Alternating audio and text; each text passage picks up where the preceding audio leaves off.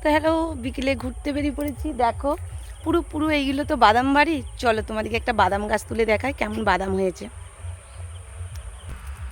আমি এখন জমিতে নামবো, এক ঝাড় বাদাম তুলবো। এ দেখো বাদাম হয়েছে।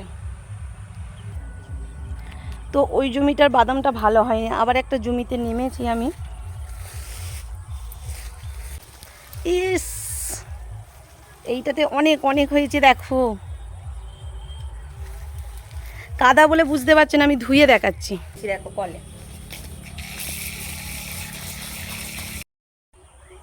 এ দেখো তোমরা কাদা ছিলে বলে বুঝতে পারোনি। এ দেখো কত বাদাম হয়েছে, কাদাটা ধুয়ে দিলাম কলে।